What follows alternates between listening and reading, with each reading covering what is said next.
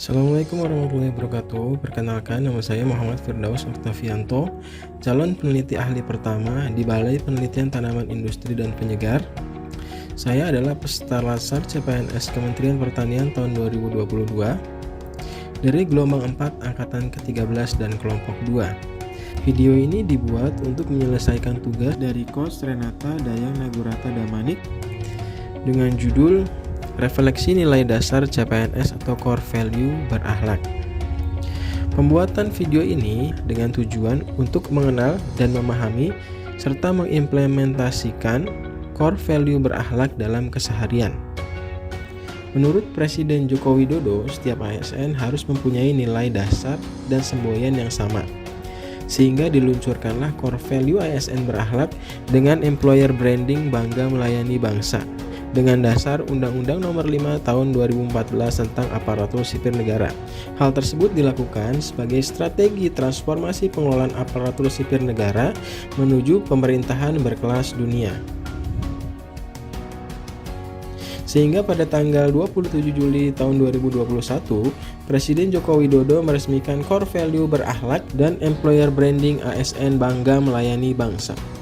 Core value ASN diharapkan dapat menjadi panduan berpikir, bertutur, dan berperilaku dalam kehidupan sehari-hari.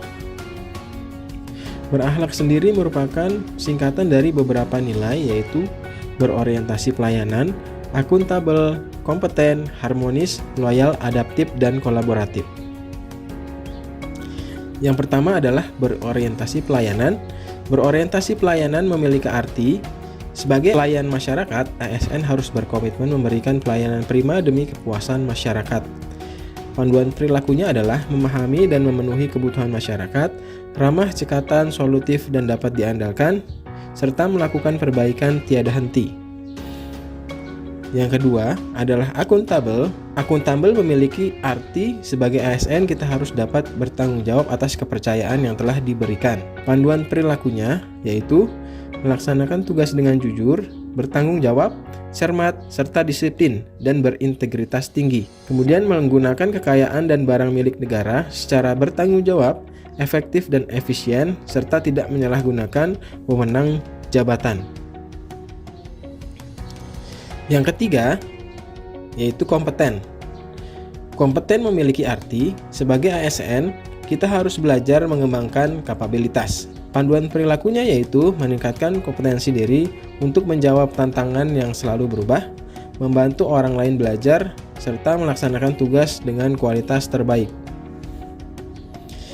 Yang keempat adalah harmonis.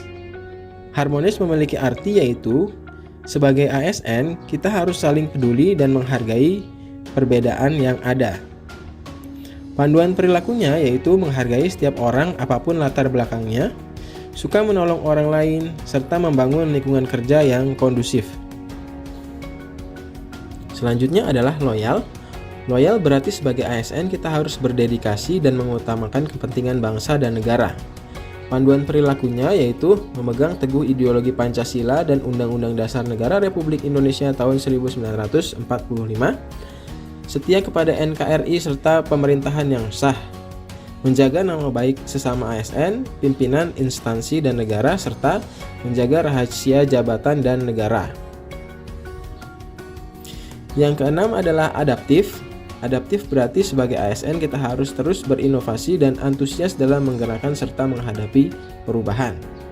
Panduan perilakunya yaitu cepat menyesuaikan diri menghadapi perubahan, terus berinovasi dan mengembangkan kreativitas, dan bertindak proaktif. Yang terakhir adalah kolaboratif. Kolaboratif yaitu sebagai ASN kita harus bisa membangun kerjasama yang sinergis dengan pihak yang lain. Panduan perilakunya yaitu memberi kesempatan kepada berbagai pihak untuk berkontribusi, terbuka dalam bekerja sama untuk menghasilkan nilai tambah, dan menggerakkan pemanfaatan berbagai sumber daya untuk tujuan bersama.